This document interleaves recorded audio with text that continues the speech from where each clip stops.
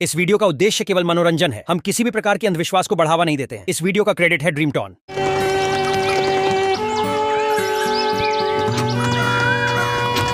आनंद नगर गांव में रजनी नाम की एक लड़की अपने माता पिता के साथ रहा करती थी।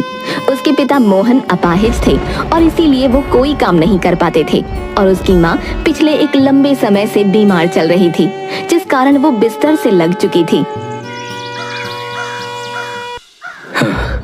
तू भी सोचती होगी ना कभी कभी कि तुझे कैसा बाप मिला है कि उसके जिंदा होते हुए भी तुझे काम करना पड़ रहा है। और माँ भी ऐसी जो घर का कोई काम नहीं कर सकती। अरे आप लोग कैसी बातें कर रहे हैं? अगर माँ बाप अपने बच्चों के लिए ये सब कर सकते हैं तो क्या एक बच्चा अपने माँ बाप के लिए ये सब नहीं कर सकता?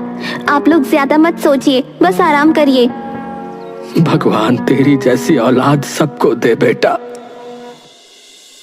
रजनी अपने आंसू छिपाते हुए घर से निकली और अपना मिट्टी के बर्तन बनाने का काम करने लगी। वो एक कुम्हारिन थी जो कि मिट्टी के बर्तन और अन्य चीजें बनाकर बाजार में बेचती थी।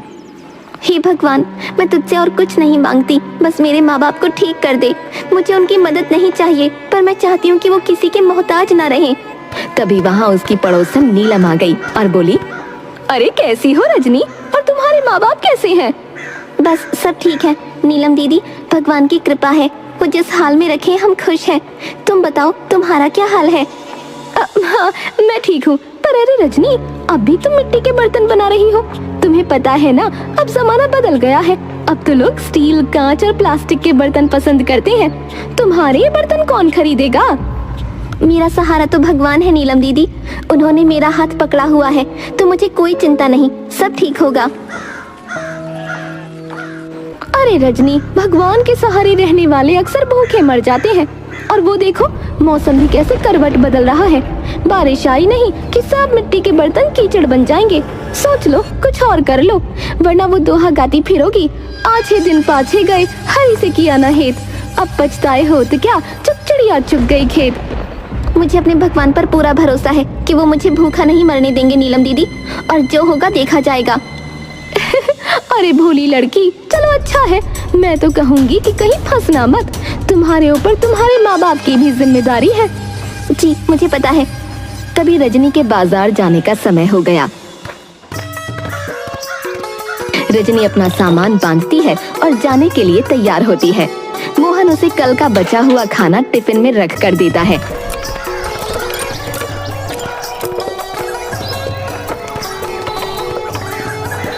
वो बाजार में अपने बर्तन बेचने लगती है। दोपहर होने पर वो एक पेड़ के नीचे बैठकर अपना टिफिन खोलती है कि तभी एक साधु वहाँ आ जाता है। बेटी, 2 दिन से भूखा हूँ, कुछ खाने को मिलेगा क्या? बाबा ये लीजिए, आप ये खा लीजिए।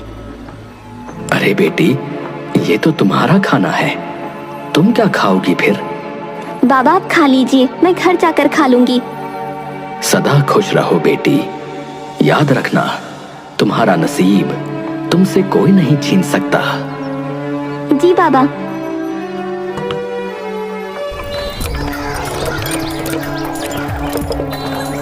रजनी घर पहुंचती है तो देखती है कि घर में कुछ भी खाने को नहीं है। वो अपने दिन भर की कमाई से बाहर से खाना लाकर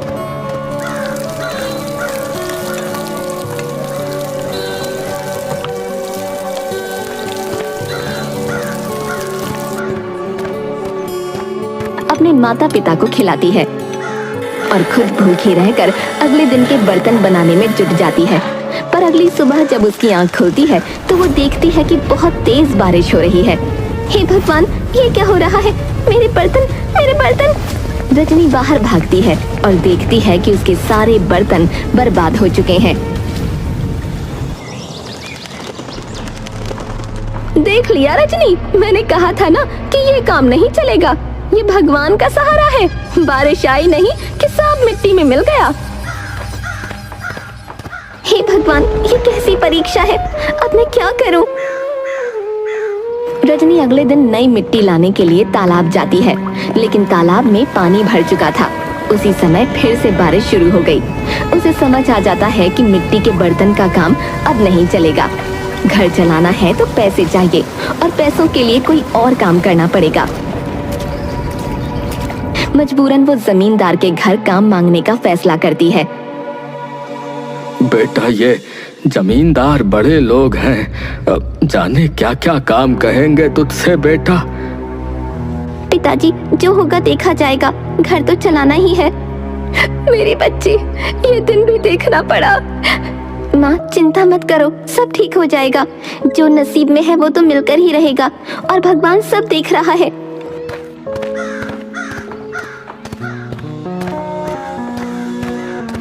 रजनी जमींदार के घर पहुंचती है और उसका दरवाजा खटखटाती है। नीलम दरवाजा खोलती है और रजनी को देखकर चौंक जाती है। अरे वाह, ये कौन आ गया हमारे महल में? रजनी, यहाँ क्या कर रही हो? बाजार बंद हो गया क्या? मुझे जमींदार जी से बात करनी है। मुझे यहाँ काम चाहिए नीलम बहन। काम? और तुम इस बड़े घर में? तुम्हारे मिट्टी के बर्तनों के काम से तो घर में मिट्टी भर जाएगी। तभी जमींदार आकर देखता है कि बाहर क्या हो रहा है। यहाँ क्या हो रहा है? कौन आया है? जमींदार साहब, मैं रजनी हूँ। मेरे घर की हालत बहुत खराब है। बाबूजी बीमार हैं, माँ बिस्तर से लगी हैं, और बारिश ने मेरे सारे मिट्टी के बर्तन खराब कर दिए। मुझे इस घर में काम चाहिए, मैं बहुत मेहनत करूंगी। वैसे मेरे घर में और काम करने वाली की जरूरत तो नहीं है, क्योंकि नीलम पहले से ही काम कर रही है। पर तुम्हारी हालत को देखते हुए चलो ठीक है, तुम नीलम के साथ ही काम कर लेना। ये सुनकर नीलम गुस्से में अपनी मुट्ठियां भींच लेती है। उसकी आंखों में जलन साफ नजर आ रही थी। हालांकि रजनी खुशी खुशी वहाँ काम शुरू कर देती है। दिन बीतते हैं और रजनी अपनी मेहनत से जमींदार का दिल जीत लेती है। एक दिन जमींदार उसकी तारीफ करता है, जिससे नीलम और चिढ़ जाती है। तुम्हारा काम बहुत अच्छा है रजनी। इतने कम समय में तुमने मेरी उम्मीदों से कहीं बेहतर काम किया है। अब तो ये मुझे हटाने की कगार पर पहुंच गई है। कहीं ऐसा ना हो कि जमींदार साहब सिर्फ इसी को काम पर रखें और मुझे बाहर कर दें। उस शाम नीलम एक षड्यंत्र रचती है और मौका पाकर जमींदार की तिजोरी से गहने और पैसे निकालकर रजनी के थैले में छुपा देती है। जब जमींदार को चोरी का पता चलता है तो वो तिल मिला उठता है। चोरी? मेरे घर में चोरी? इतनी किसकी हिम्मत हो गई? अब जब तक ये चोर पकड़ा नहीं जाता तब तक किसी को भी बाहर जाने की इजाजत नहीं है। सभी नौकर डर से एक दूसरे को देखते हैं। सब डरे हुए थे। तब नीलम आगे बढ़कर बोलती है, साहब, मुझे कहने में बहुत दुख हो रहा है, लेकिन ये चोरी करने वाला शायद रजनी ही है। मैंने उसे आपके कमरे की तरफ जाते देखा था। नहीं, मैं कभी ऐसा नहीं कर सकती। मैं गरीब हूँ पर चोर नहीं। तो फिर अपना थैला दिखाओ। जमींदार खुद उसके थैले की तलाशी लेता है और उसमें से सारा चोरी का सामान मिल जाता है। ये देख रजनी का चेहरा सफेद पड़ जाता है। वो चौंक कर बोलती है, ये मैंने नहीं रखा जमींदार साहब, मुझे फंसाया गया है। तुम्हें शर्म आनी चाहिए रजनी। देवता जैसे जमींदार साहब जिन्होंने तुम्हें काम दिया, उन्हीं से गद्दारी। तुम्हें ये सोचकर छोड़ रहा हूँ कि तुम एक लड़की हो, नहीं तो ऐसी सजा देता कि तुम्हारी 10 पुश्तें भी याद रखती, समझी? अब यहाँ से चली जाओ। आज के बाद अपनी शक्ल भी मत दिखाना मुझे। रजनी दुखी और निराश होकर वहाँ से निकल जाती है। उसे समझ नहीं आता कि अब वो क्या करेगी और अपने माँ बाप को कैसे मुंह दिखाएगी। वो अनजाने में जंगल की ओर चल पड़ती है। वहाँ उसे 2 परियां तनु और मनु दिखती हैं। देखो मनु, ये लड़की कितनी उदास लग रही है। इसके चेहरे पर कितना दुख है। लगता है ये किसी बड़ी मुसीबत में है। हमें इसकी मदद करनी चाहिए। हाँ, चलो इसके पास चलें और पूछते हैं कि आखिर हुआ क्या है। परियां रूप बदलकर उसके पास पहुंचती हैं। अरे बेटिया, क्या बात है? इतनी उदास क्यों हो? देखो, हम बूढ़ियों से कुछ मत छुपाना, हम सब समझ सकती हैं। हाँ हाँ, हम भी तेरे जैसे दिन देख चुके हैं। बोल, क्या परेशानी है? माँ जी, मेरे साथ बड़ा अन्याय हुआ है। मैंने किसी का कुछ नहीं बिगाड़ा, फिर भी मुझ पर चोरी का इल्जाम लगाकर मुझे घर से निकाल दिया गया। मुझे कुछ समझ नहीं आ रहा कि मैं क्या करूं। अरे बेचारी, तेरी ये हालत सुनकर तो दिल ही फटने को हो आया। बताओ, कैसे लोग हैं जो मासूम पर ऐसा इल्जाम लगाते हैं। हाँ बिटिया, तुझे किसी से डरने की जरूरत नहीं, हम हैं तेरे साथ, बस हिम्मत बनाए रख। तभी झाड़ियों में सरसराहट होती है और एक खूंखार भेड़िया सामने आकर गुर्राने लगता है। उसे देखकर वो तीनों घबरा जाती हैं। आप लोग पीछे रहिएगा, मैं इसे भगा दूंगी। रजनी लकड़ी से उस भेड़िए को भगाने लगती है। भेड़िया गुर्राते हुए थोड़ा पीछे हटता है, फिर भाग जाता है। अरे वाह बिटिया, तेरी ये बहादुरी देखकर तो दिल बाग बाग हो गया। तू तो सच्ची शेरनी निकली। तनु अपनी झोली से एक चमकता हुआ पत्थर निकालकर रजनी को देती है। माँ जी, ये पत्थर क्यों दे रही हैं आप मुझे? भला इस पत्थर से क्या होगा? अरे इसे रख ले, ये पत्थर तेरा हर गम दूर करेगा। तुझे पता भी नहीं चलेगा, बस इसे अपने पास रखना।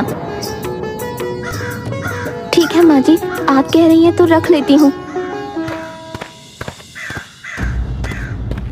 माँ, पिताजी, मेरे साथ बहुत बड़ा धोखा हुआ है। मैंने तो कुछ भी नहीं किया, फिर भी मुझे चोर बोलकर घर से निकाल दिया गया। तो हिम्मत मत हार बेटा, भगवान हमेशा अच्छे लोगों का साथ देते हैं। तू देखना, ये दुख भी जल्दी ही खत्म हो जाएगा। बेटी, सब्र रखो, भगवान ने चाहा तो सब ठीक हो जाएगा। कोई तुम्हारा नसीब तुमसे नहीं छीन सकता। रजनी अपनी चारपाई पर लेट जाती है और हाथ में पत्थर लेकर उसे देखती है। ये पत्थर भला मेरे किस काम आएगा? इस पत्थर से मेरी जिंदगी में क्या बदलाव आ जाएगा? सोचते सोचते रजनी की आंख लग जाती है। सपने में उसे पत्थर से एक आवाज सुनाई देती है।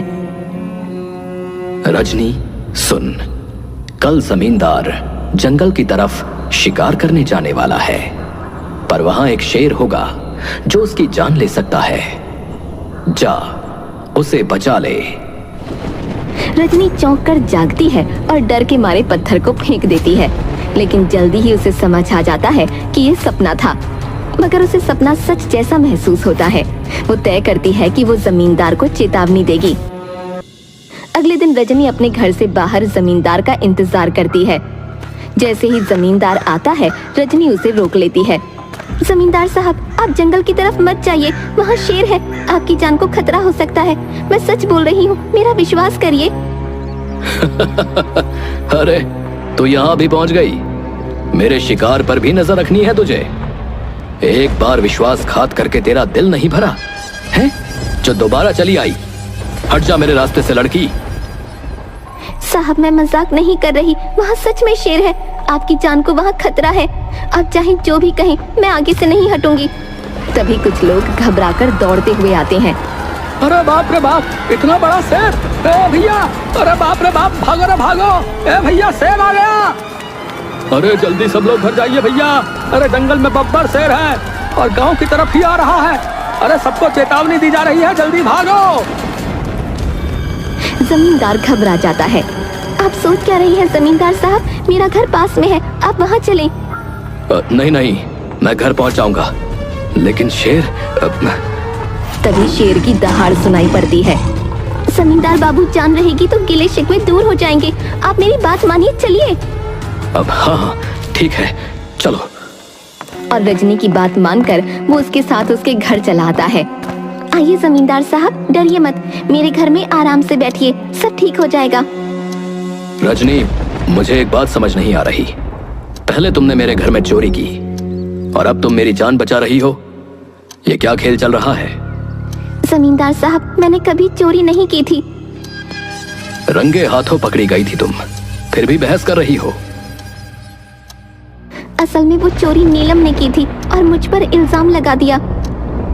अरे तुमने क्या सोचा, मैं ये बात ऐसे ही मान जाऊंगा? कौन यकीन करेगा तुम्हारी इस कहानी पर? मेरी ईमानदारी ही मेरा सबूत है जमींदार साहब। तभी रजनी के पास रखा पत्थर अचानक बोल उठता है। जमींदार साहब, आज शाम को नीलम पर नजर रखना।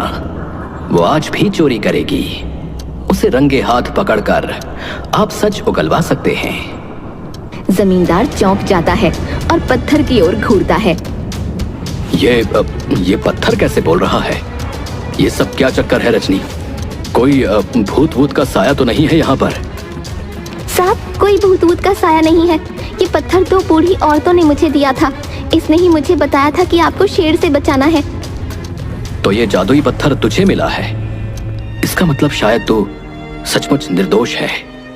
ठीक है, आज शाम को नीलम को रंगे हाथ पकड़कर सच्चाई जानूंगा। शेर का आतंक खत्म होने पर जमींदार अपने घर पहुंचा और शाम को सोने का नाटक करने लगा।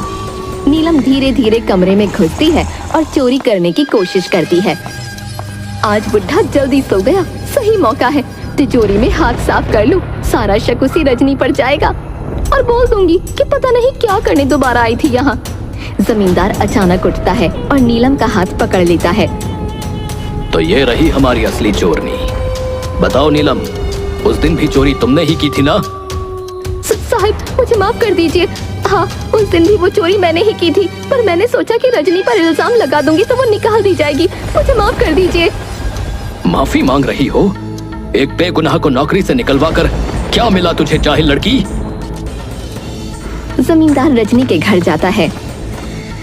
रजनी, मुझे माफ कर दो, मैंने तुझ पर गलत इल्जाम लगाया।